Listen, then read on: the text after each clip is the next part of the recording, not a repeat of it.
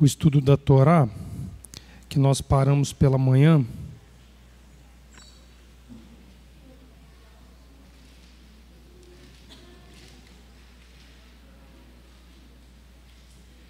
para nós podermos concluir a Torá de hoje, e assim pedirmos ao Eterno a bênção dele para que nós possamos imergir em paz, né? Eterno Elohim de Abraão, de Isaac e de Jacó, diante da tua presença nós queremos pedir a tua bênção, Pai, para que nós possamos ouvir a tua palavra neste momento, no intuito daquilo que o Eterno tem nos falado, que é aderir firmemente ao Eterno, fazer com que o Eterno seja verdadeiramente o nosso louvor, a nossa adoração, mas dentro, Pai, de um alinhamento com o que as Escrituras nos ensinam do que significa apresentar um sacrifício a Ti. Por isso nós pedimos a Tua bênção, pedimos a Tua paz, pedimos a Tua condução para que finalizemos a palavra nesta tarde em linha com a Tua vontade, sem deixarmos para trás nada do que precisamos para que possamos chegar no dia de amanhã e descer em paz ali às águas. Que o Eterno possa nos abençoar, que o Eterno possa nos contemplar e possa nos socorrer nesta tarde. É a nossa súplica em nome de Yeshua, nosso Messias. Amém. Nós de manhã terminamos determinando o conceito da palavra tsav, que ela é derivada de um verbo tsavá, que significa comandar, ordenar, cobrar alguém uma ação, colocar carga sobre ou colocar algo em ordem. Vamos abrir lá o Levítico capítulo 6. Quem tiver na tradução João Ferreira de Almeida, verso 8 e 9. Quem tiver nas demais traduções, verso 1 e 2. Esse é um dos capítulos da Torá que o alinhamento do texto bíblico destoa na João Ferreira de Almeida do texto original da Torá. Levítico 6, pela tradução João Ferreira de Almeida, 8 e 9. Adonai fala a Moshe para dizer, ordena a Arão e a seus filhos para dizer, eis a Torá do erguido. Trata-se do erguido sobre o braseiro, sobre o altar. Toda a noite até amanhã o fogo do altar se inflama aí. Olha só que interessante essa tradução, o fogo do altar se inflama aí. E ele começa o texto, em Levítico capítulo 6, versículo 8, retomando um assunto.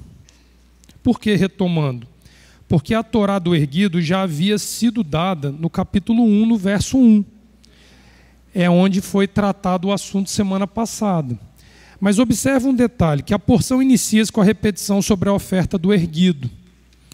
Porém, há um detalhe nessa repetição que volta nosso olhar para o aspecto afunilado da lei sacrificial. Observa o detalhe. Nesse caso, a Torá do erguido. Abre o Levítico capítulo 1, verso 1, 2 e 3, verso 2 e 3, por favor. Olha só que interessante, como que a Torá ela é delicada em se apresentar e ela é delicada em cobrar. Olha só que interessante. O texto no Levítico 1, verso 2 vai dizer assim, fala aos filhos de Israel e diz-lhes, quando um humano entre vós apresentar um presente, um corban a Adonai, apresentareis o vosso presente, um animal, um bovino ou um ovino. Se seu presente é erguido de bovino, ele o apresentará macho, intacto. Ele o apresentará na entrada da tenda do encontro para sua satisfação diante de Adonai. Olha que interessante isso aqui. Ela é dupla, na verdade não, de quem recebe e de quem doa. Aqui tem uma ambivalência. Olha o que ele diz. Quando um humano entre vós apresentar um presente, aqui a legislação da Torá, ela não é uma legislação imperativa. Ela está dizendo que quem quiser se apresentar com o Corban, siga esta norma. Ponto. E aí ele vem descrevendo a norma do que a gente está traduzido como holocausto. Mas olha só que interessante, ele vai dizer que ele, o ofertante, o apresentará na entrada da tenda do encontro. Por que é na entrada da tenda do encontro? Porque lá dentro é o ministrante que manuseia a oferta, não é o ofertante. Então a presença do intermediário se faz obrigatória. Para sua satisfação, aqui os rabinos entendem que a expressão sua satisfação não deixou margem para interpretação, se é a satisfação do ofertante ou daquele que recebe a oferta. Então eles concluem que é de ambas as partes. Precisa haver satisfação em ofertar e existe satisfação de Adonai em receber a oferta. Então isso é um ponto que marca a característica do sacrifício do erguido. E notem, um humano, homem e mulher.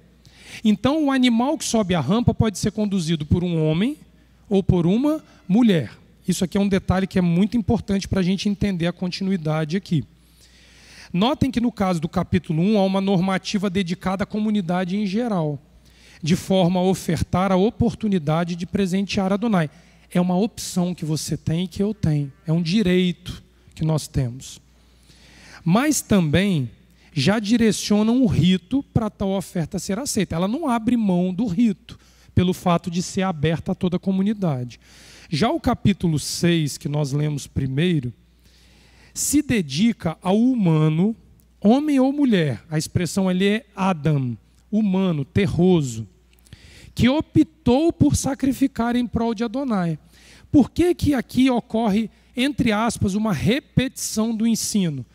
Porque no capítulo 6, Leomar, ele já está falando para quem desejou ofertar. Então, pastora, já não é mais um direito, agora é a obrigação, porque você disse que ofertaria. O tom muda, torna-se imperativa a Torá do erguido aqui agora. Sim, podemos dizer que sim. De forma que este rito ganha status de norma, a chamada Torá do erguido. Ou seja, o retorno do assunto se faz necessário para dar especificidade ao ato, dissecá-lo criteriosamente para atingir a perfeição esperada por aquele que recebe a oferta. Uma coisa, Leomar, é você falar assim, ó, todo cidadão tem direito de votar. No Brasil, infelizmente, é uma obrigação, mas é um direito. Aí você que vai votar tem que conhecer as normas da votação para fazê-la da maneira adequada. É disso que se trata a diferença do texto no capítulo 1 e do capítulo 6, da norma, ou seja, da Torá propriamente, da lei sacrificial do erguido. Esse aspecto que diferencia nossa aproximação de Adonai é mais que um detalhe. É uma necessidade vital para entendermos nossa relação com o Criador. No capítulo 1, o texto usa a palavra corban. Passa ali o próximo, Levi, faz favor. Por que eu botei essa imagem? Porque aquela imagem anterior ali é o altar onde o corban era queimado. Era o altar de bronze que ficava na área externa do santuário. Então nós vamos falar especificamente de um dos tipos de corban que nós podemos apresentar. No capítulo 1, o texto usa a palavra corban para demonstrar o desejo humano de se aproximar de Adonai. E a partir daí, a Torá cria um sistema específico, mediante a intenção dessa aproximação. Olha só que interessante isso aqui. Daí a variedade de animais, determinando valores baseados no motivo da aproximação. Então, pastor, eu não posso oferecer um corban, que é um presente, e aí é genérica a expressão corban. Tudo que eu apresento a Adonai, independente da intenção, é um corban, é um presente. É um desejo, pastor, de fazer com que aquele que está acima de mim me permita ser aproximado. Ok? Isso é um presente. Dentro do presente, dependendo do que vier como presente, eu defino a intenção do ofertante. Ou seja, se o ofertante chega com um determinado animal prescrito na Torá, o ofertado já sabe qual é a intenção do ofertante. Então não há aqui como macular a intenção por trás da oferta. Se eu quero fazer uma oferta específica por conta do pecado, Existe uma prescrição que caracteriza a oferta pelo pecado. Se eu quero fazer um shelamim, a característica da oferta identifica a minha aproximação como uma pacificação. Não tem como misturar. A palavra korban deriva da raiz karav e significa aproximação. Por isso que é um presente. Esse rito almeja encurtar a distância entre o humano e a divindade e permite a comunhão de todos aqueles que dele participam. Daí a tradução latina, praece, que gera para nós, na tradução latina, prece, que quer dizer estar à frente, substituindo equivocadamente o conceito de sacrifício. Então, quando houve a tradução dos 70, a Septuaginta, a preservação da palavra korban foi mantida. Quando vem a Vulgata Latina, traduzindo para francês, para alemão, para espanhol, para português, para outras línguas de origem latina, a interpretação do sujeito é que, ao invés de realizar uma aproximação, ele entende como o conceito de estar à frente de. Não.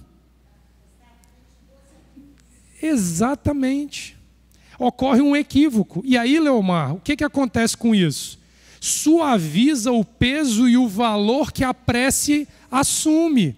Ou seja, fica mais fácil orar do que... E o peso na Torá nós vamos ver que é o mesmo. Aqui é o grande erro de concepção.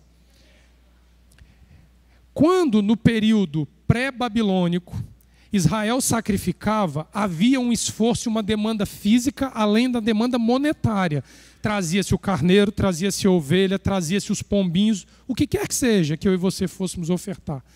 E havia um preço social e monetário agregado. Quando o templo desaparece, os judeus compreendem que não há perda de valor sacrificial por não ter o templo, porque eu tinha que extrair deste animal a oferta diante de Adonai, com o mesmo peso, valor que tinha a oferta física do animal. Quando as traduções mais modernas começam a tentar interpretar este mandamento, suaviza-se o peso da oferta, ou seja, o que eu gasto para orar? Nada, meu bolso pode estar vazio. Alguém precisa ter dinheiro no bolso para orar? Alguém precisa fazer demanda física para orar? Para cuidar de um novilho durante um ano para sacrificar, você precisa. Aquele novilho serviria como uma doação que custaria monetariamente. Os animais eram moeda de troca naquele tempo. Então, se você entrega um cordeiro, você entregou kesef, dinheiro, por aquele animal.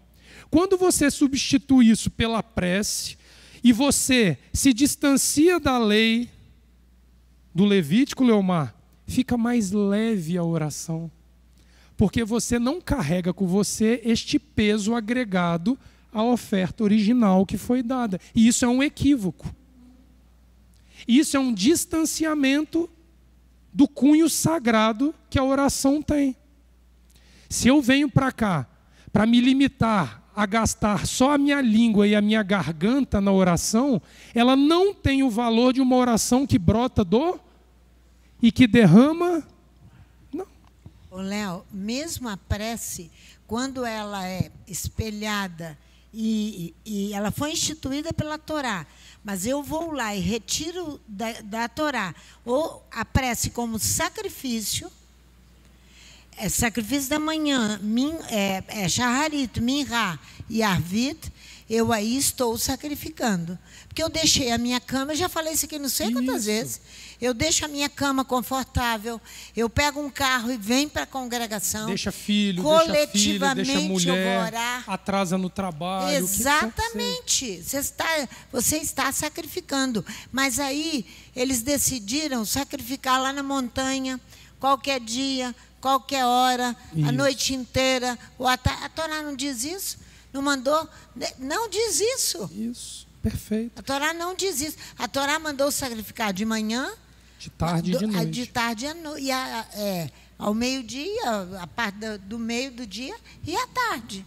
É isso que as pessoas esquecem, que Daniel estava nos horários sacrificiais voltado para Jerusalém. Exatamente. Ele não escolheu aleatoriamente o tempo de orar. Ele não abriu mão do sacrifício. Ele está em linha com a Torá do Levítico.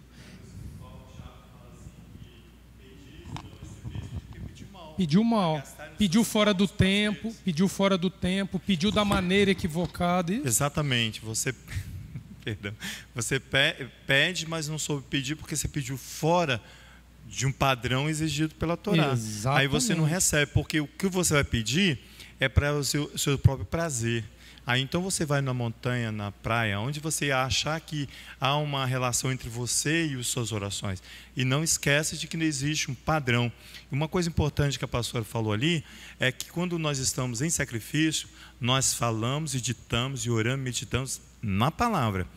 Não tem somente uma oração que vem da minha mente, do meu coração. Nós temos os textos que o Eterno nos dá e os textos da palavra, da Torá. É coletivamente. Mantemos a unidade com a casa de Israel, com toda a normativa de oração estabelecida pelo calendário judaico de orações e o que o sopro sagrado adiciona a cada ciclo que nós vivemos aqui. É assim que nós temos aprendido. É muito importante nós entendermos que a adequação a esse processo é o meio de fazer valer a ausência do rito tradicional. Sem isso, você invalida. E eu vou mostrar um detalhe interessante. Então, se eu quero apresentar um corban, está ali na tela. Eu tenho, pastor, que definir se ele é um shelamim, eu tenho que definir se ele é um olá, ou se ele é um hatot. O desfaltador ainda é dividido em duas partes. O desfaltador grave e o desfaltador não grave, o simples. A pacificação é dividida em três coisas: o agradecimento, o voto e a oblação. São três. E o olá é o único que é único. E os rabis vão dizer, é o mais valioso. O do meio ali, que é o que nós vamos olhar agora por causa da Parashat Tzav, que é a Torá do erguido, ele é um só, mas é o que tem o maior valor a Adonai, e nós vamos entender isso por quê. A partir dessa concepção, podemos entender o distanciamento dos humanos do fundamento da Torá, pois seu texto vai servir de apoio para uma visão humana distorcida a respeito do real significado de sacrifício.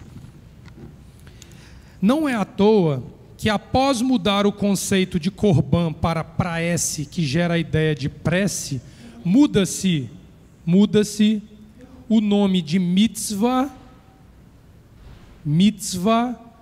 o mandamento da oração por intercessão. Mandamento da oração. Porque é a mitzvah da súplica. Se você for pegar o conceito de Torá da oração, é a mitzvah da súplica. E aí nós, pela tradução, entendemos como intercessão, por causa dessa forma equivocada, porque eu vou interceder. Não. Esse é um conceito errado. O homem não é intercessor. O texto sagrado vai dizer que Yeshua está ao lado do Pai intercedendo. O papel de intercessor é dele, o meu é de sacrificador. O cristianismo traz para a figura humana, e isso acontece num período chamado iluminismo, quando o homem se torna o centro referencial da terra, o conceito de que, Ulisses, basta eu interceder, porque não tem o sacrifício mais. Eu tomo do sumo sacerdote Yeshua o papel dele e trago porque ele é Deus. Entende como uma coisa foi invalidando a outra, como no efeito dominó? Se eu tiro de Yeshua o papel intercessor dele, tudo que pedires a mim, eu pedirei ao Pai. Quem é o intermediário? Mas quem sacrifica? Não é intercessão. O papel intermediador, intercessor, pertence ao sumo sacerdote. Não era ele que entrava com incenso uma vez por ano para interceder pelos filhos de Israel no Yom Kippur? Por isso que o nome é sacrifício. É por isso que muda, né? E aí, suavemente, o peso e o valor do sacrifício, do rito do erguido da Torá desaparece. E aí, ó, sapatinhos de veludo para subir aos céus com as minhas intercessões. Sapatinho de fogo. É. A questão da distorção gira em torno da perda do valor agregado ao sacrifício. O que foi lido? Foi semana passada que o pastor Assano ensinando aqui, profeta Malaquias. Trouxeram animais maculados, trouxeram animais mancos, trouxeram animais que já sofreram carga. O valor desagregou, não tem validade. Imagina se eu assumo o papel de intercessor ao invés de sacrificador. Eu invalido a minha relação com Elohim.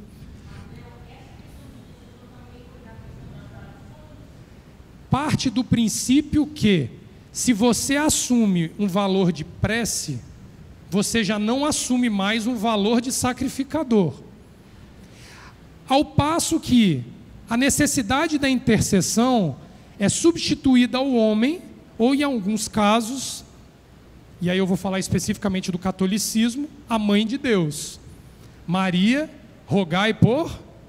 Não é assim que o católico ora? Ela como intercessora. Então ocorre uma mudança do padrão imutável do rito sacrificial. É o ofertante, o intermediário e Adonai. Nós somos os ofertantes. É por isso que nós precisamos entender a Torá do erguido. Porque sem ela eu não consigo desfaltar e eu não consigo pacificar.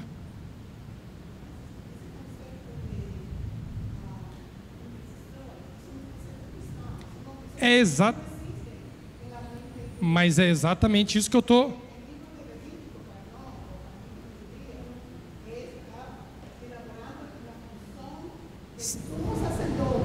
Nos primeiros capítulos, é isso aí. Sim. Sim, não existe uma forma de você atribuir o contato do humano com o Elohim sem o intermediário.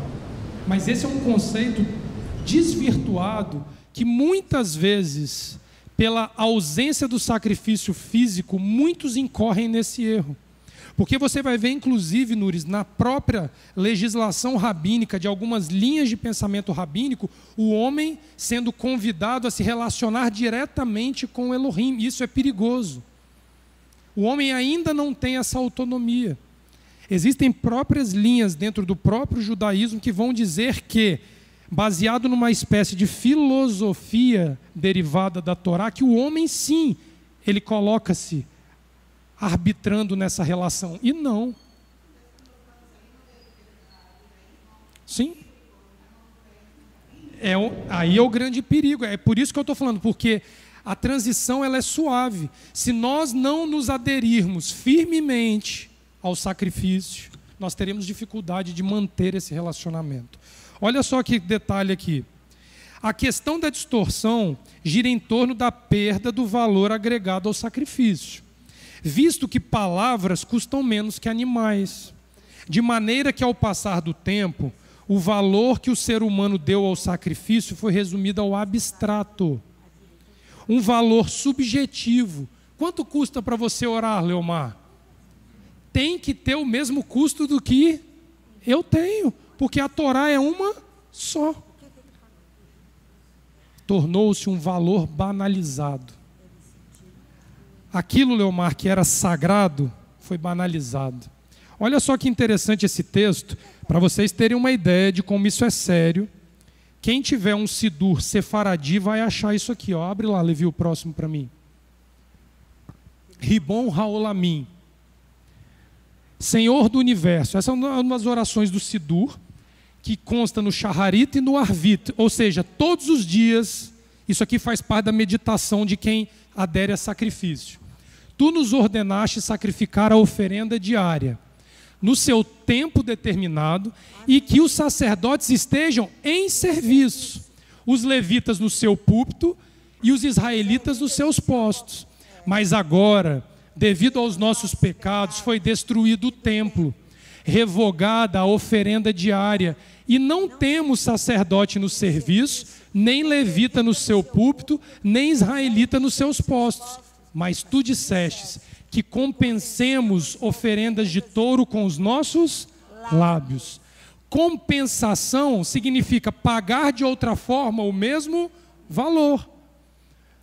Portanto, seja a tua vontade, ó Hashem, nosso Elohim e Elohim de nossos antepassados, que a oração de nossos lábios sejam bem considerada, aceita e agradável diante de ti, como se tivéssemos sacrificado a oferenda diária no seu tempo determinado e como se estivéssemos no seu lugar conforme mencionado, que possamos compensar as oferendas de touros com nossos lábios. E foi dito. Todos esses "e foi dito" é derivado do Talmud, tá? E abatê-los sobre o lado norte do altar, diante de Hashem. E os filhos de Aharon, os sacerdotes, espargirão seu sangue em cima do altar em toda a sua volta. Também foi dito: esta é a Torá do erguido, da oblação de farinha, da oferenda de pecado, da oferenda de culpa, da oferenda das consagrações e da oferenda de paz. Está aqui, ó. O fato da ausência do templo, compensaremos.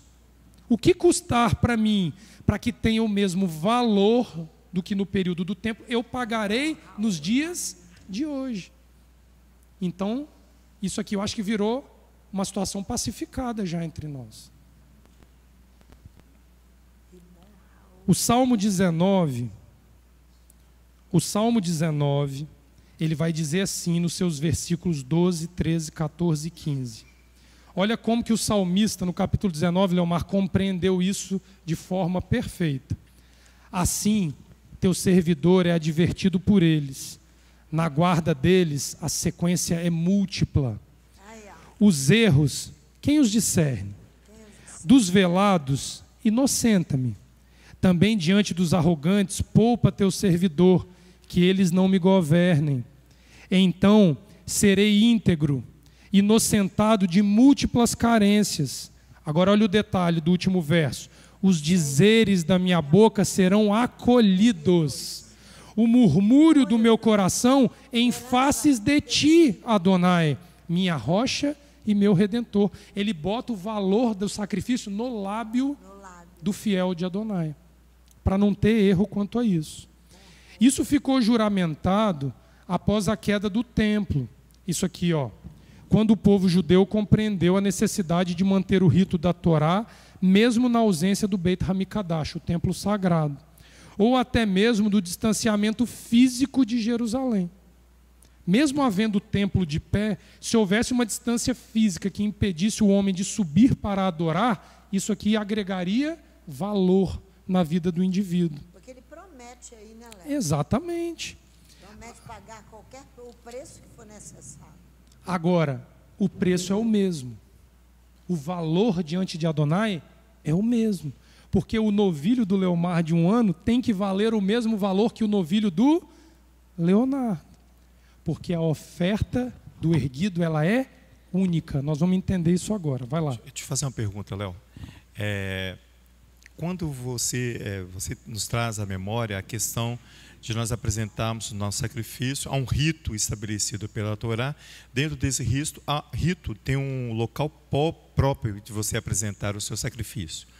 Quando nós dentro do espaço físico do Beit Hamikdash? Pode ser o espaço físico na época e na casa de Adonai, onde ele estabeleceu a sua palavra, né? Porque isso tinha os dois sacrifícios de maior valor, que era o desfaltador grave e o holocausto, eles eram entregues no lado norte do santuário, sim, onde eles tinham uma questão específica de sacralidade daquele local. O Shelamim era no lado oposto, porque tinha valor agregado menor. Então tinha essa questão, inclusive, no ato sacrificial dentro do santuário. Mas continua. Ok, dentro desse padrão de rito do Eterno, quando eu fujo desse padrão, o sacrifício não é Elohim.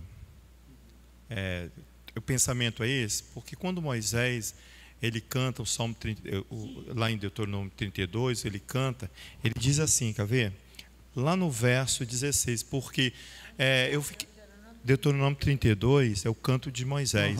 No Salmo, no verso 16, 17, ele faz uma coisa que muito me chamou a atenção quando eu estava observando essa questão da imersão, né? A questão do batismo e imersão, a gente chega à conclusão que são ritos Fisicamente tem uma aparência a mesma, mas é totalmente diferente. Então ele me levou a esse texto aqui, olha, o verso 16. Com deuses estranhos provocaram a zelos, com abominações o irritaram. Sacrifícios ofereceram aos demônios, não a Elohim, a deuses que não haviam conhecido, novos deuses, recém-chegados, aos quais vossos pais não veneraram.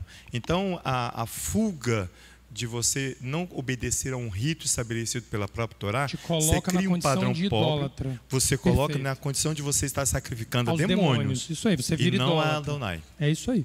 Fugiu do padrão, via de regra, com isso, nós podemos falar abertamente, com toda a sustentação da Torá, que se você hoje cumpre toda a legislação da Torá e cultua Adonai no domingo, você está sacrificando a um demônio e não a Adonai.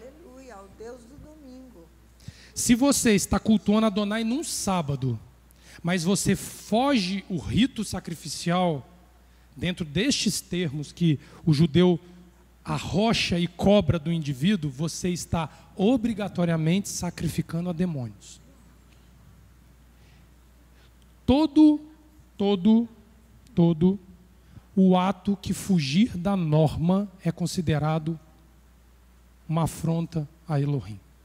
Nós vamos ver Paulo, inclusive, ensinando isso a gentio, hein? Presta atenção nisso. Nós vamos lá em Coríntios, isso. Passa o próximo ali, Levi. Olha lá, Corban. Se o seu Corban é uma pacificação, primeira linha aqui, ó, primeira coluna. O sangue é derramado no altar externo, a gordura é incinerada e a carne comida pelo ofertante com a família do sacerdote. Ok? Considerado menor valor monetariamente falando. Olha o erguido. O sangue é lançado no altar externo, então você mancha os 4 chifres do altar, você incinera a gordura e a carne é incinerada. Por isso ela tem o maior valor. Humano nenhum tem autonomia de fazer-se beneficiado pelo erguido, porque o erguido é o único símbolo exclusivamente representando o ser humano no ato sacrificial. O meu sacrifício não pode ser comido em benefício por ninguém, porque a minha vida tem um valor único para Adonai. Por isso que o corban do erguido é considerado o de maior valor, pastor, porque nem comer a carne dele você pode. Porque é a vida humana de Eli. Olha o desfaltador simples. Furtei, roubei. Pequenos delitos considerados. Você pega o sangue e esparge nos cantos da parede externa do altar. Você incinera a gordura, mas o ministrante come a carne. Tudo que vai à mesa tem menos valor do que é incinerado. Por que toda a gordura é incinerada? Porque é considerado a nobreza do animal que pertence a Adonai. O desfaltador grave, a história vai para dentro do santuário, nos cantos do altar interno do santuário, de frente à cortina. Isso é assassinato, é homicídio. Crimes graves, pecado religioso grave, se resolve na frente do altar do incenso. A gordura incinerada e a carne incinerada fora do arraial. Olha o peso que o desfaltador grave e o erguido têm. Nós não podemos abrir mão de entender os pesos e as medidas de cada sacrifício, porque é eles que vão balizar a nossa forma de nos aproximar de Adonai. Eu não posso, pastora, pegar um animal impróprio para um determinado pecado e querer fazer dele um animal expiador, um animal de agradecimento. Cada rito tem a sua norma. Eu preciso entender isso transportado para uma condição prática. Vamos dar um exemplo aqui. Qual foi o sacrifício feito além de Shabat aqui no último sábado? Um agradecimento. Foi um hatodá, uma pacificação. Nós desperdiçamos comida. A pacificação, a comida pelo ofertante, você pode comer no dia da oferta, no dia seguinte, e se sobrar no terceiro dia, você queima. Adonai é elástico, porque há alegria demasiada pela pacificação. Agora, se eu chego para desfaltar, a comida tem que ser comida pelo sacerdote no dia, e se sobrar, queima no dia seguinte. Não tem espaço e elasticidade. O que foi falado na semana passada? Foi semana passada. Nós não podemos repetir em Pessa o erro que cometemos no Shelamim. Qual é o valor de Pessa no Korbanot? Ele é o desfaltador grave. Se nós errarmos no detalhe da comida, o grão de arroz desperdiçado vai ter um peso de cobrança, porque o valor do sacrifício é maior do que o do Shelamim. Não dá para errar nas grandes festas. Não dá. Eu posso até errar a data de Purim. Ficou, mas parece que ficou mais apertado. Lógico que ficou. Eu posso, Jonathan, até errar a data de Purim. Mas a data de Pessa, Shavuot, Sukkot, Yom Kippur e Rosh Hashanah e o Shabat, não tem negociação. Porque eu vou cair no caso de pecados graves, religiosos. E é fora do altar que se incinera. Aí que é o problema. Você leva para fora do arraial a solução. Lembra do bode emissário? Lembra da novilha vermelha, que é queimada e as cinzas são jogadas fora do altar?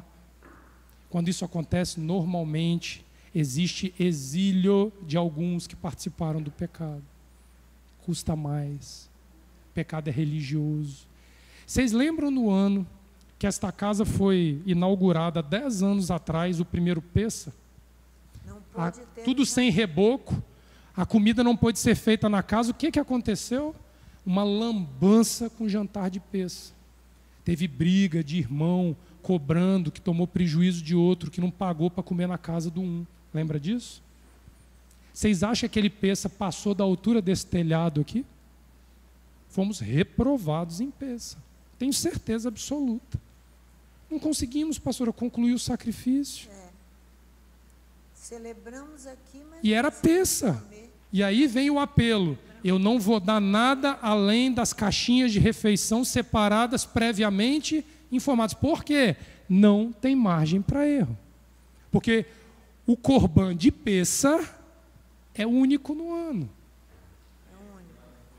Aí vai sobrar para todo mundo, é para fora do arraial que leva o problema. Porque o sangue foi levado diante do sagrado. Erra em Yom Kippur. Arruma uma viagem, não faz o jejum, não comparece aqui na noite de Yom Kippur, nos horários que os homens revezam. Yom Kippur consegue ser pior, porque o sangue vai para além do véu, uma vez no ano. Quer arrumar um problema na sua vida, você faz um apronto em Yom Kippur, tendo ciência do que é Yom Kippur. O preço vai ser alto demais da conta. Conforme temos aprendido a cada Shabat, a lei sacrificial é a balança que define o real valor de uma oferta. Portanto, mesmo na ausência de uma morte física do animal, compreendemos que a declaração humana deve alcançar o mesmo valor quando oramos, jejuamos, enlutamos, clamamos, choramos, comemos e nos alegramos. Tem que ter o mesmo valor. Apenas desta maneira haverá valor agregado aos nossos serviços litúrgicos obrigatórios e voluntários. De outra maneira, nosso esforço é vão e não atinge o valor determinado para a aceitação de Adonai. Qual é o quórum mínimo para que uma cidade seja poupada diante de Adonai durante um sacrifício? 10 o quê? Os homens estão avisados, e eu me incluo no aviso. Se nós queremos algo em prol da cidade, o quórum mínimo aceito na Torá do erguido são 10 erguidos para uma cidade, segundo a norma abrâmica. Um quórum menor atende à necessidade local. A necessidade comunal precisa de um coro de 10 minhãs. De um minhã de 10, desculpa. Um coro ou um minhã de 10. Minhã é o agregado. Legitimar essa norma da Torá é uma obrigação diária na vida dos adoradores e não deve ser interrompida. Esse rito conduz à vida diária dos servos de Adonai por meio de uma oferta específica, o erguido. Qual é a oferta que obrigatoriamente sobe todos os dias ao altar? O erguido.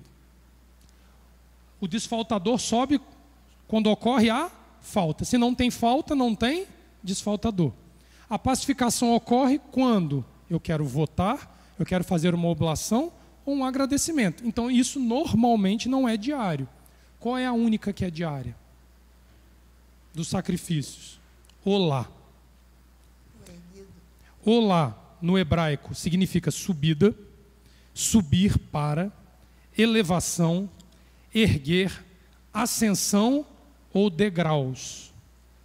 Olá significa degraus. Deriva do substantivo feminino alá, que significa trazer à tona ou fazer queimar. Esses dias o Levi me perguntou assim: tio, a gente está cantando alguma coisa errada no hebraico. Lembra disso? A gente canta Shir Lamalot, mas a tradução não tem nada a ver uma coisa com a outra. Dentro da tradução, Levi, dos Salmos, aquele títulozinho que vem em cima do Salmo é o primeiro versículo do Salmo. Mas o sábio João Ferreira de Almeida resolveu intitular o Salmo. Então, Shir Lamalot significa canção, Shir. Lembra? Canção. La Amaalot. Parece com alguma palavra que a gente está olhando aqui? Shir Lama Ala. Cântico de subidas. Ou cântico de Erguido. De degraus.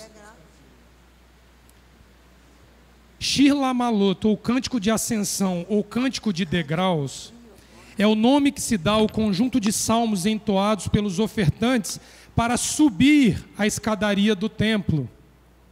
Notem, o indivíduo está trazendo o seu animalzinho. Ele adentra ao átrio. Levi, mostra lá. Segura o vídeo lá na tela.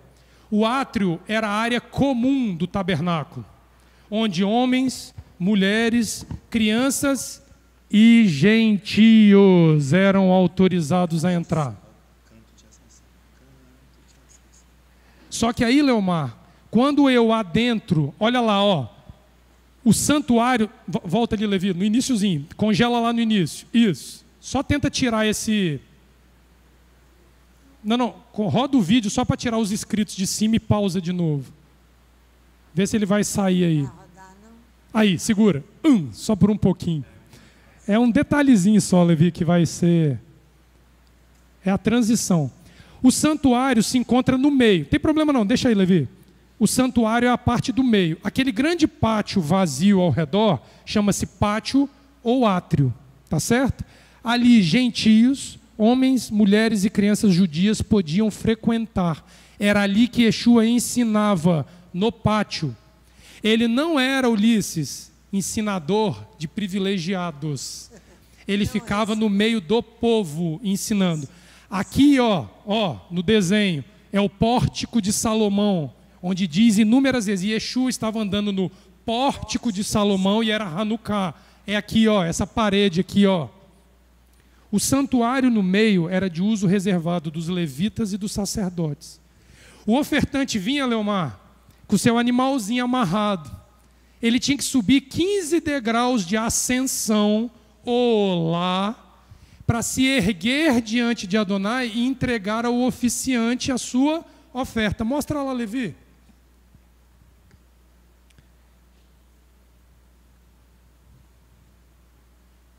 Ó, isso sou eu e você trazendo o seu carneiro ou sua novilha para sacrifício. Olha o santuário.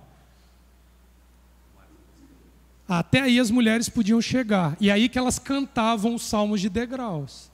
Elas ficavam ali com seus maridos e homens subindo para sacrificar, e elas iam empurrando o homem para o sacrifício, cantando, cantando e cantando. Olha a escadaria de 15 degraus que o homem tinha que subir. Olha lá. Olha lá a escadaria de 15 degraus. Não parece uma elevação tão significativa, né? Olha lá.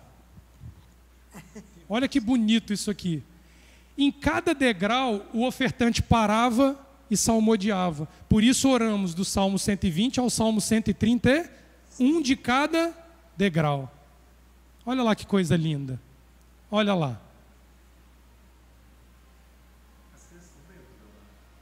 Ah, eles se viram, tudo jovem, não dá torcicolo não.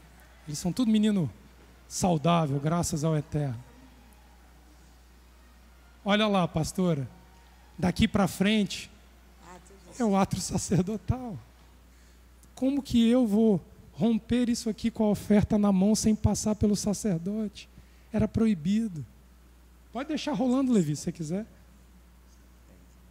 E dali para frente, pastora, só o sacerdote e sumo sacerdote. Até que os levitas ajudavam. Olha lá o altar que a gente precisa subir, eu e você. É aquele ali que nos espera.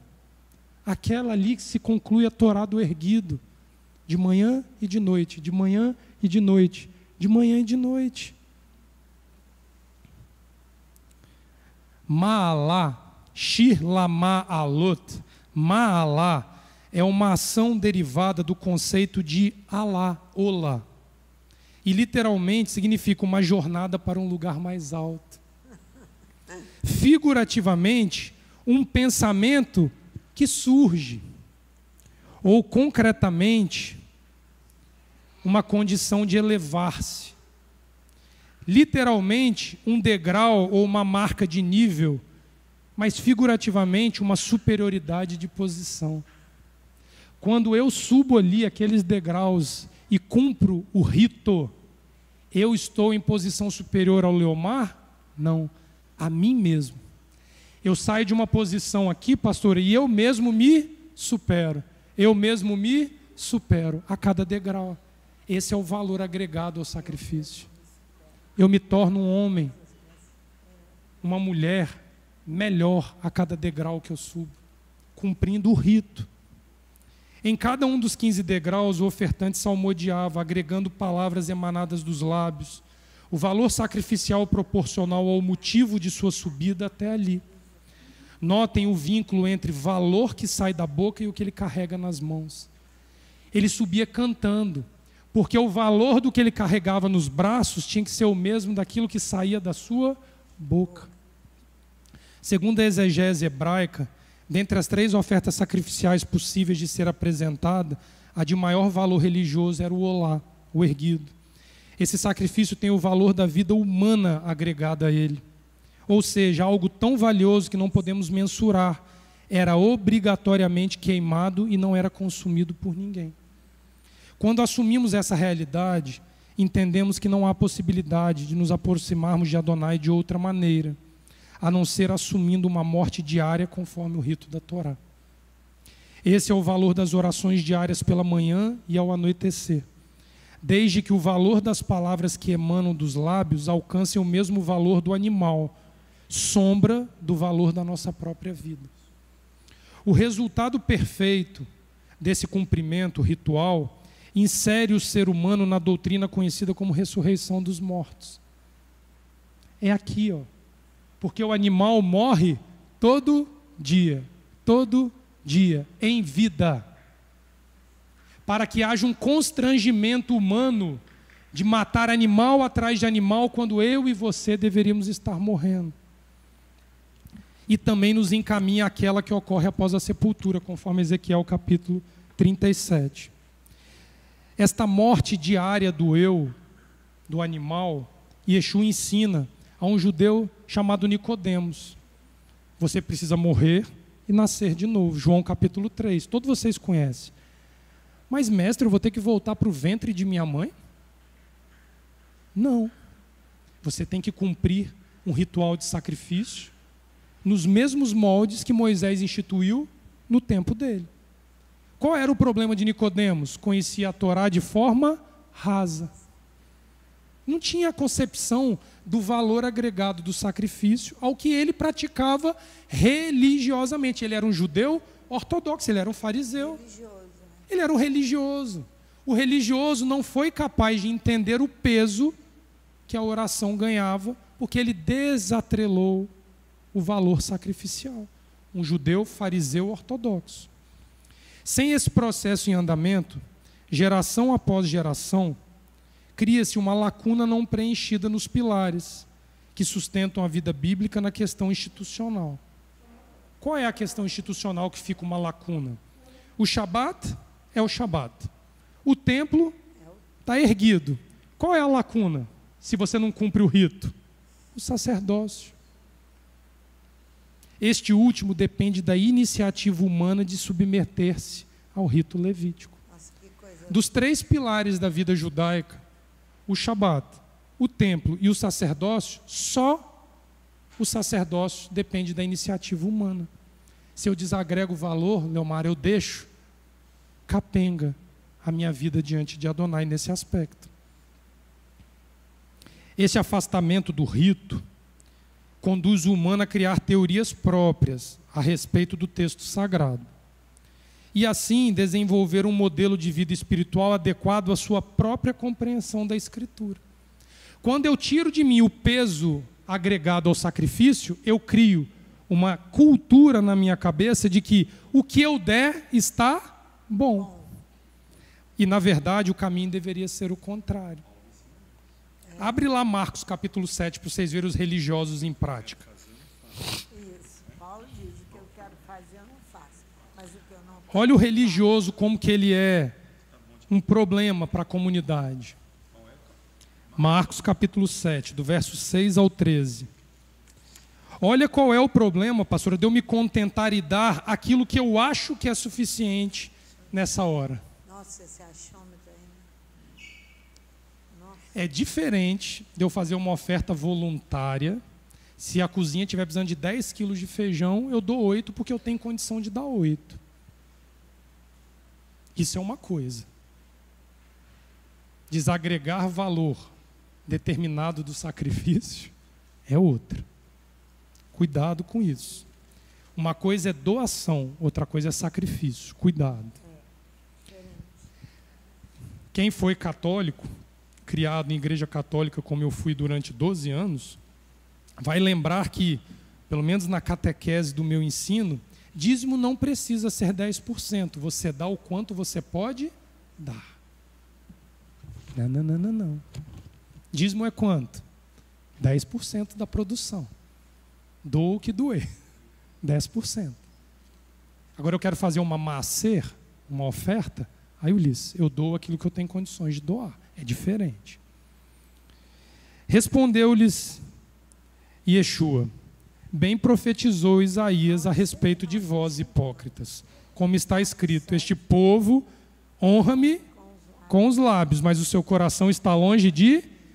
Isaías está dizendo que o valor agregado ao sacrifício é 0. E em vão me adoram, ensinando doutrinas que são preceitos de homens, conclusões da cabeça humana a respeito da Torá. Negligenciando o mandamento de Elohim, guardai a tradição de homens. E disse-lhes ainda: jeitosamente rejeitais o preceito de Elohim para guardares a vossa própria tradição. Aqui é o ponto que Yeshua acusa. 7 o quê, Léo? 7, do 6 ao 13. 7 do 6 ao 13? Ele está no 9, no final do 9. Eu já li um pouquinho. O que ele está dizendo aqui? Que muitas vezes a tradição entra em oposição ao mandamento porque ela não agrega o mesmo valor a respeito do que a Escritura quer dizer. Aqui está o problema. Se eu interpreto o mandamento conforme o meu pensamento, Leomar, eu posso estar criando um problema financeiro no agregado. Olha o cuidado com a tradição. Johnny, eu já vou te dar a palavra aí, segura aí. Pois Moisés disse: honra teu pai e tua mãe, e quem maldisser seu pai e sua mãe, seja punido de morte. Vós, com a vossa tradição, com a tua cabeça, dizeis: se um homem disser a seu pai ou sua mãe, aquilo que poderias aproveitar de mim é corbã, ele compara com o sacrifício, isto é oferta para o eterno, então dispensais de fazer qualquer coisa em favor de seu pai e sua. Olha onde é que eles vão brincar com a coisa. Ele quer justificar a falta de zelo e cuidado com os pais, alegando que aquilo que ele não dá é porque ele ofertou como sagrado a Adonai. Opa! Se enrolou. Invalidando a palavra de Elohim pela vossa própria tradição, que vós mesmos transmitistes e fazeis muitas outras coisas semelhantes. Olha o perigo aqui, ó. Esse é o grande problema de você cair dentro de um estudo judaico tradicional e você pegar. Ramban defende isso. Shammai defende aquilo. Hillel defende isso. Por qual via eu vou? Difícil, tá? Fala, Johnny. Difícil. Toma aqui, meu filho. Quando o Léo trouxe aí pra gente uma parte do Sidur, a qual eles expressam ali, tentam expressar o valor através de uma escrita, que assim, é bem detalhada, ok? Mas ela não expõe a pessoa a colocar a mão sobre o sacrifício. Sim. E de fato colocar o seu coração no lugar daquele sacrifício. Esse é o através desafio. de palavras escritas, etc.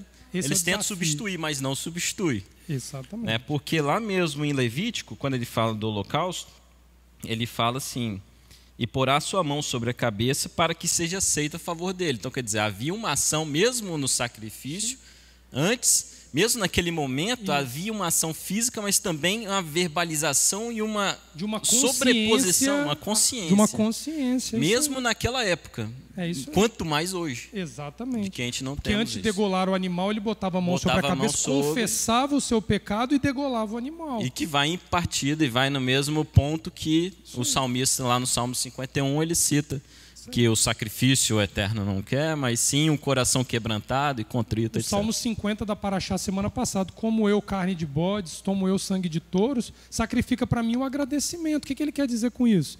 Que todo rito tem que ter uma finalidade benéfica para o indivíduo que oferece. Se você ficar apenas no rito,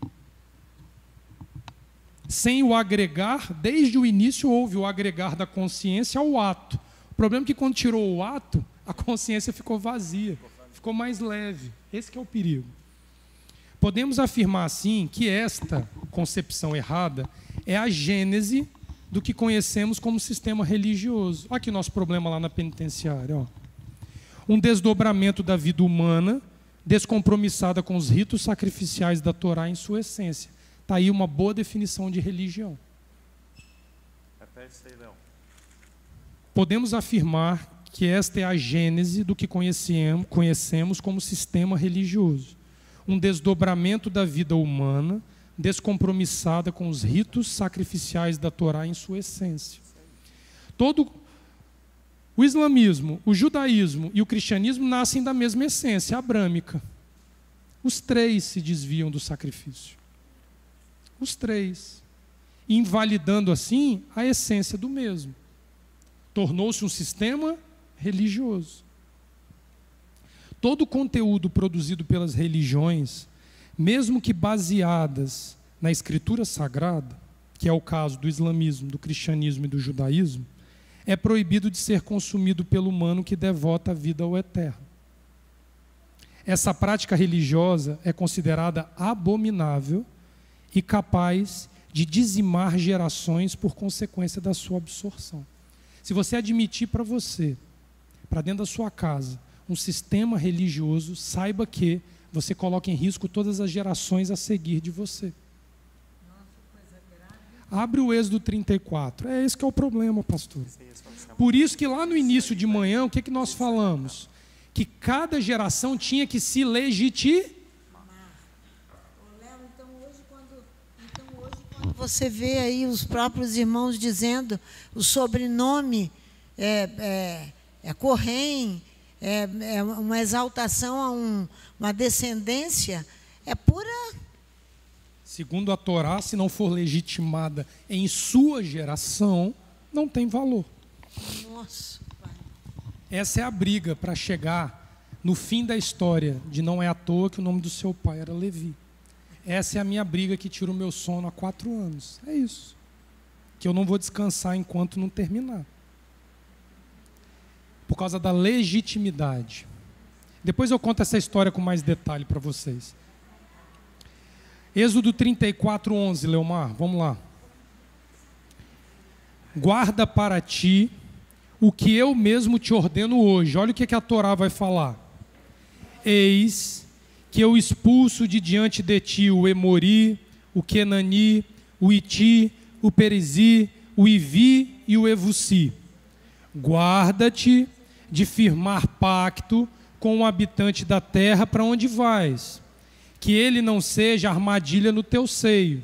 Sim, seus altares os desmantelarás, suas estelas as quebrarás, seus postes ídolos os cortarás. Não te prosternarás diante de um outro Deus, pois Adonai, ardente é seu nome, um El ardente. Ele, a fim de que não firmes pacto com o habitante da terra. Eles se prostituem por trás de seus deuses e sacrificam aos seus deuses. É daqui que Paulo tira a proibição aos coríntios de que não pode consumir nada consagrado ao ídolo.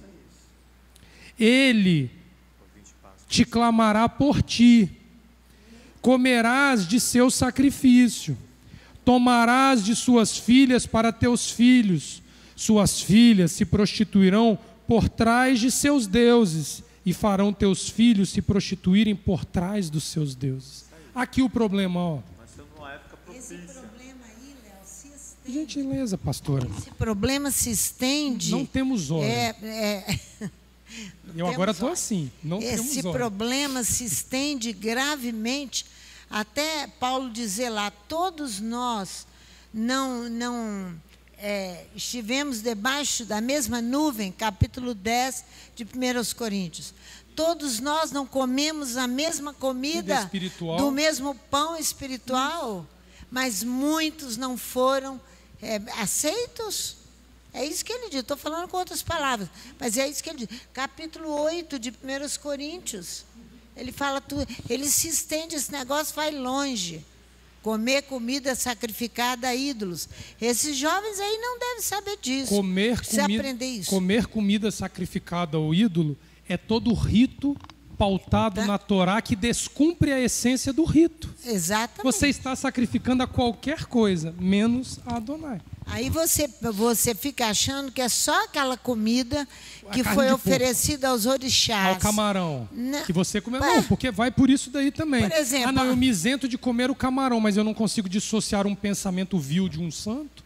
Qual é a diferença? Não tem diferença.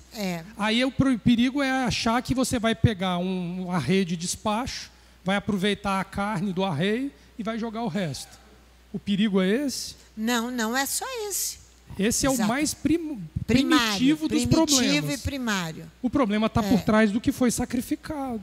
Exatamente. É aí que nós podemos errar grosseiramente com as questões.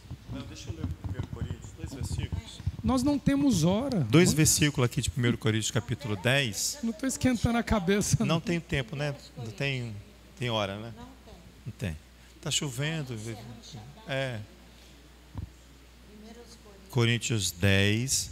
Olha que ele vai falar exatamente isso aí. A pastora citou esse texto. Mas é bom fazer Paulo não criou uma doutrina particular. Não. Ele se fundamenta na Torá para ensinar a gentios. E aí você vai me dar o gancho perfeito que eu vou entrar aqui agora. Faça uma pergunta antes do que o Leomar vai ler aqui. Faça uma pergunta. Por que Paulo está ensinando ao gentio, se pela premissa a legitimidade é só da casa de Israel, genealogicamente comprovada? Vamos responder depois. Capítulo 10. Para que você vai ensinar japonês para quem vai viajar para um lugar que não se fala japonês? Para que você vai ensinar Torá para um povo que não tem obrigação de cumprir Torá? Faz essa pergunta e guarda a resposta na sua cabeça. 1 Coríntios 10, só 2 versículos, Léo, 20 e 21. Ele diz assim: antes, digo que as coisas que os gentios sacrificam é aos demônios que sacrificam, não a Elohim. E não quero que sejais participantes com os demônios. Não podeis beber o cálice do Eterno e o cálice dos demônios. Não podeis ser participantes da mesa do Eterno e da mesa dos demônios. Isso é para os jovens que estão aqui, e das crianças, até os pais, você oferecer aquele ovinho de chocolate não tem importância nenhuma. Não vamos ser grosseiro no ovinho de chocolate, não. Matizar de chocolate. Tem matizar? Tem. A tenda de Abraão se recusa a ter para fornecer. Mas existe matizar de chocolate. Não é? A Páscoa é doce ou é salgada ou é amarga? É amarga. Não preciso nem entrar mais no mérito. Encerra por aqui, né? Observa aqui um detalhe comigo. Leomar acabou de dizer que Paulo estava cobrando o mandamento de gentio. Mas ora, lá no início do que nós conversamos de manhã, a legitimidade aparentemente era restrita a quem? A Isaac, que era o herdeiro legítimo, a Jacó, que era o herdeiro legítimo, e a descendência dos legítimos. Parece que sim, né? Lembra que em semana passada foi ensinada que a sepultura era dupla? E muitos alegam que a duplicidade da sepultura era pelo fato de que tinha um casal na sepultura. Não. É porque é sepultura para os da aliança e para os enxertados na aliança. Judeus e gentios ocupando a mesma sepultura. A casa dos mortos é a habitação final da humanidade.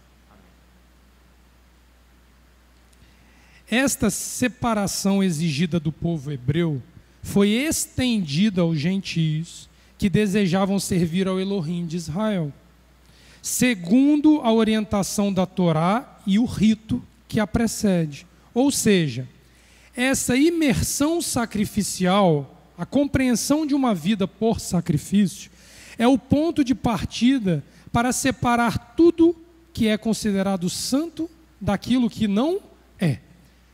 Se nós pudermos entender o Levítico de uma forma resumida do resumido, é separar o que é santo daquilo que não é sagrado. Abre Isaías 19 para ver o conflito com o problema da legitimidade. 19. E aí eu quero uma explicação razoável. Por que que Paulo, um judeu ortodoxo, fariseu de fariseus, descendente da tribo de Benjamim, criado aos pés de Gamaliel, perseguidor da comunidade do Machia, se humilha ao ponto de ser excomungado do judaísmo daquele tempo para levar Torá a gentio, se gentio não tem obrigação de guardar Torá. Não é essa a história que a gente ouve? O máximo que um gentio alcança é ser considerado filho de Noa, com 7 leis para cumprir. Vamos ver se o Isaías aqui, o profeta... Não, 19. Isaías 19. Vejamos se Isaías vai entrar em embate com a doutrina dos filhos de Noa. 19. Naquele dia, o Eterno terá um altar no seio da terra do... Aonde vai ter um altar consagrado a Adonai? Estranho.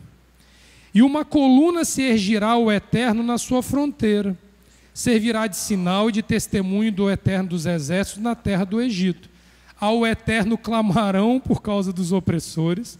Eles enviarão um salvador e defensor que hás de... Isso aqui não está parecendo Pêssar, não? Você é oprimido na sua terra. Você clama na sua terra e Adonai envia um salvador para te libertar. Vai ter um Moisés para o Egito. Já veio esse Moisés, tá? É o Machia de Israel, tá bom, gente? Aquele que é maior que Moshe. Prestem atenção. O Eterno se dará a conhecer, aqui Nures, nosso assunto de manhã. O Eterno se dará a conhecer pelo nome aos egípcios. Conhecerão o Eterno naquele dia, sim. Adorarão com sacrifícios. E com o quê? Oferta. E com o quê? Votos. E com o quê? E o cumprirão. A Torá do erguido do Corbã é aplicada para os gentios. Sem isso não há presença do Machia sobre a face da terra. Não é exclusividade dos legítimos de sangue biológico. Cada geração da humanidade tem que se legitimar nesse aspecto. Léo, em Pêssar, quando o Eterno entra ali no Egito, estabelece a lei por Egito, e a lei para os hebreus. Perfeito. Na unidade é uma só lei. A Torá. É a Torá. É a Torá. Não tem uma lei para o Egito, uma lei. Na unidade é única, uma lei é única. Isso. Por isso que eles vão sacrificar. Olha a continuidade aqui. Ferirá o Eterno os egípcios, vai humilhar o indivíduo aqui, ó. Vai ferir, mas os curará. Retornarão ao Eterno e lhes atenderá as orações. Igualzinho o processo sobre Israel. A diferença é o pioneirismo de Israel nesse aspecto. O pioneirismo. Isaac e Jacó são pioneiros no ato sacrificial. Por isso que eles carregam a aliança do pacto com eles. Eles vêm na frente. E os egípcios irão, e os assírios irão ao Egito. Os egípcios irão à Assíria. E os egípcios adorarão com os assírios. Naquele dia, Israel será o terceiro com os egípcios e os assírios. Uma bênção no meio da terra, porque o Eterno dos Exércitos abençoará, dizendo: bendito seja o Egito, meu povo, a Síria, obra das minhas mãos, Israel, minha herança. O judeu vai se unir, porque ele entenderá em tempo hábil que o Mashiach precisa agregar as nações. Independente do pioneirismo, Israel não vai ser desprestigiado.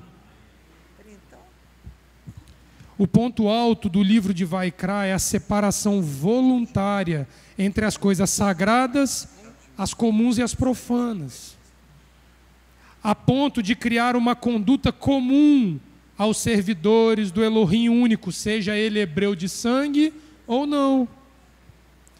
Vamos lá em Atos 15, a coluna dorsal do cristianismo. Vamos botar o cristianismo na cadeira de rodas agora. O islamismo na cadeira de rodas e o judaísmo na cadeira de rodas. A espinha dorsal vai ser quebrada. Porque Atos 15 é conhecido como a ruptura primordial entre o cristão e o hebreu. O seguidor do Messias que deu origem ao cristianismo e o povo de Israel. Vamos ver se é isso que aconteceu. Atos capítulo 15, verso 15 ao 21.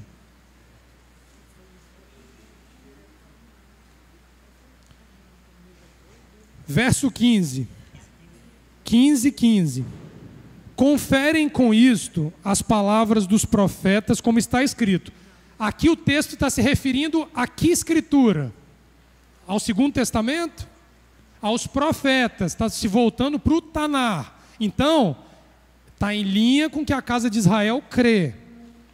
Cumpridas estas coisas, voltarei e reedificarei o tabernáculo caído de Davi, e levantando-o de suas ruínas, restaurá-lo-ei, para que os demais homens se leia, os gentios, Todos os gentios. busquem o Eterno, e também todos os gentios sobre os quais tem sido invocado o meu nome, diz o Eterno, que faz estas coisas conhecidas desde séculos. Isso aqui não era novidade que Paulo estava discutindo aqui, isso era uma coisa antiga. Pelo que, julgo eu, não devemos perturbar aqueles que, dentre os gentios, retornaram para Elohim, mas escrever-lhes que se abstenham das contaminações dos ídolos, bem como das relações sexuais ilícitas, da carne de animais sufocados e do... Ele aqui está dizendo de tudo aquilo que rompe com a legislação sacrificial. Se o gentio aderir à relação sacrificial com Adonai, você não precisa cobrar mais nada dele. Por quê? Porque Moisés tem em cada cidade, desde os tempos antigos, os que pregam na sinagoga, onde é lido todos os Shabbatot. O gentio precisava aderir a Elohim por meio de uma coisa, que é a mesma que o hebreu precisa. Sacrificial. Legislação sacrificial. E aí o povo acha que isso é um resumo dos 613 mandamentos, que isentou-se os cristãos de cumprir. Vocês estão entendendo que o problema, ele é dogmático?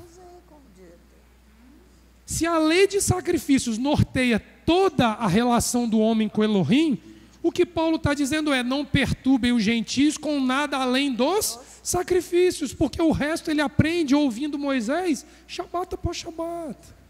Aí você quer ficar ensinando para o indivíduo que quer conhecer Elohim aquilo que não é básico e necessário.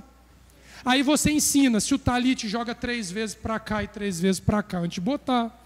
Se o kippá é sefaradi, askenazi, se é marroquino, se é não sei o quê. Se a franja é isso aqui. E aí começa a enfiar tradição, filosofia judaica, e o mais importante que é ensinar morre em vida para ter direito à sepultura eterna, não é básico.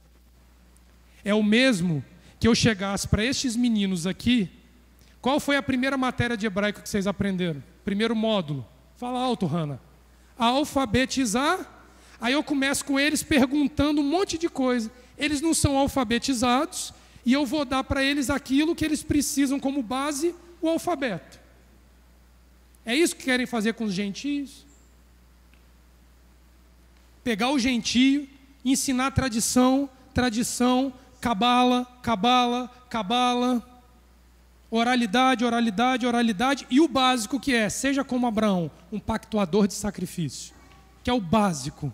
Aí você priva o indivíduo, porque no sangue dele não corre veias, sangues azuis. No mesmo tempo que Abraão, Isaque e Jacó viveram sem a outorga jurídica e legislativa da Torá, houve um gentio que anunciou para o mundo que eles alcançariam o mesmo destino. Jó. Para quem não sabe, cronologicamente, escreveu-se o livro de Gênesis, o livro de Jó e depois os demais livros. Jó é o segundo livro mais velho da Bíblia. Isso significa que o não-judeu, sem a aliança da Torá estabelecida para a humanidade, foi capaz de se humilhar para conhecer Adonai por meio de sacrifício. Que Jó sacrificava mesmo sem saber se seus filhos tinham pecado. O sacrifício era inerente à vida de Jó. É inerente mesmo.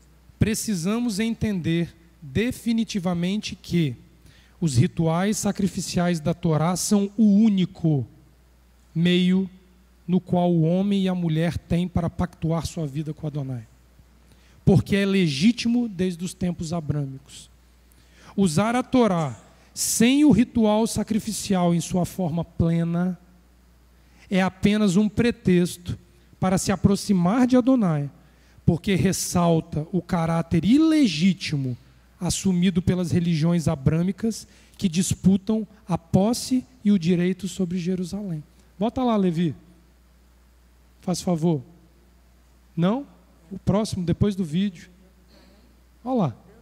Numa mesma cidade, uma mesquita islâmica e uma igreja cristã. Bota outra lá, Levi. O Muro das Lamentações, que é o muro ocidental do pátio e do átrio do tabernáculo, e a mesquita de Al-Aqsa, sobre o ponto mais sagrado, onde Abraão sacrificaria Isaque. É isso? Quem tem direito legítimo? Quem é, por direito legítimo, dono? O Islã? O cristão? O judeu? O legítimo que tem direito sobre aquela terra é o descendente legítimo de Abraão. É o descendente legítimo de Isaque, de Jacó. É o descendente legítimo da casa de Davi. Só ele pode. Porque ele é o único que conflui nele a legitimidade dos 3 povos que alegam ser legitimamente donos do local. Não tem outro jeito. Enquanto o Messias não sentar em seu trono para governar em Jerusalém, esta situação familiar de cristão, muçulmano e judeu não se resolverá. Mas o nome do povo que vai ser reconhecido como povo legítimo de habitar este local é Israel. O povo é o povo que guarda e cumpre Torá. Mas a legitimidade, todos nós temos por obrigação requerê-la. E o caminho é o sacrifício. Eu queria encerrar com vocês em Números capítulo 25, para mostrar uma coisa que lá de manhã eu falei com vocês. Finéias era filho de quem? Vocês lembram?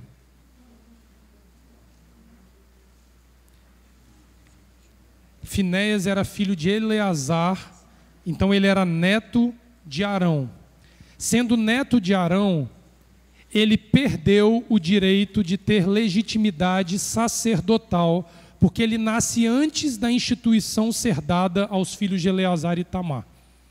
Entendam, Finéias passou 40 anos no deserto, 40 anos, sendo filho legítimo do sumo sacerdote Eleazar, mas não contemplado legitimamente pela Torá do sacerdote. Nasceram-se outros filhos de Eleazar e Itamar depois que eles recebem a promessa. Estes tinham direito ao ofício sacerdotal. Este aqui era um mestiço, metade midianita, metade hebreu. Nascido antes da outorga do sacerdócio, ele foi excluído temporalmente dessa questão. Ele passa 40 anos vendo os irmãos mais novos que ele oficiando a lei do sacrifício dia após dia, e ele não tinha o direito de participar. Ele não era legítimo. Biologicamente, sim. Cronologicamente, não. O verso 6 do capítulo 25 de Números. Eis que um homem dos filhos de Israel veio e trouxe a seus irmãos uma midianita perante os olhos de Moisés e de toda a congregação dos filhos de Israel, enquanto eles choravam diante da tenda da congregação. Vendo isso, Finéias, filho de Eleazar, o filho de Arão, o sacerdote, levantou-se do meio da congregação, pegando uma lança, foi após o homem israelita até o interior da tenda e os atravessou ao homem israelita e à mulher, a ambos pelo ventre. Então a praga cessou de sobre os filhos de Israel. Os que morreram da praga foram 24.000. Então disse o Eterno a Moisés: Finéias, filho de Eleazar, filho de Arão, o sacerdote, desviou a minha ira de sobre os filhos de Israel. Essa era uma função exclusiva de quem? Desviar a ira de Adonai de sobre Israel. De Moisés e do sumo sacerdote. A exegese hebraica, na Torá oral, vai dizer que Moisés não soube como se posicionar diante do escândalo. Ele fica perplexo. Pois estava animado com o meu zelo entre eles, de sorte que no meu zelo não consumi os filhos de Israel. Portanto, dize: eis que lhe dou a minha aliança a Berit Shalom, e ele e sua descendência depois dele terão a aliança do sacerdócio perpétuo, porque teve zelo pelo seu Elohim e fez expiação pelos filhos de... Ele vem, Levi, volta naquela tabela aqui do sacrifício.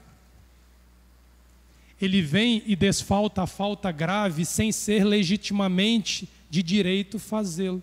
Mas ele cumpre com tal rigor a Torá da expiação que Adonai olha e fala: eis um sumo sacerdote, você e seus descendentes terão minha aliança para sempre. Ele não estava arrolado entre os que previamente tinham esse direito. Os gentios não estão arrolados previamente entre os que têm direito de ministrar diante de Adonai. Mas o capítulo 66 de Isaías diz que os próprios hebreus, montados em carruagens, eles irão buscar nas terras remotas os seus irmãos. Amém. Serão trazidos como um corbã diante de Adonai. Amém. Finalzinho do capítulo 66, lê com carinho lá depois. E alguns destes serão tirados para sacerdote levita para ministrar diante de Adonai. Vão se legitimar pela fidelidade nos mesmos moldes que Finéias, um ilegítimo, foi legitimado. Não há motivo para haver essa separação que as religiões promovem por meio de um desconhecimento. Basta o homem aderir ao rito sacrificial que ele conseguirá legitimar a sua vida e dos seus descendentes diante de Adonai. Que o Eterno possa nos abençoar com esta consciência amanhã. Descer às águas nada mais é do que um ritual de purificação da consciência. O que nós, homens e mulheres, precisamos limpar na nossa consciência para entender definitivamente que não há outro meio de se relacionar com Elohim desta forma. Enquanto nós abrirmos mão de cumprir as nossas obrigações diante deste rito pré-estabelecido, muitas coisas ainda ficarão pendentes de acontecer. Mas descer às águas é descer com a consciência de uma necessidade urgente de se ajustar àquilo que está fora do eixo. E é por isso que toda casa precisa estar amanhã na praia, de livre e espontânea vontade, para descer às águas desejando uma purificação, para que a conduta se adeque, porque não há outra forma de se relacionar com o Elohim de Israel. Que o Eterno nos abençoe, que o Eterno nos guarde e que nós tenhamos uma semana de paz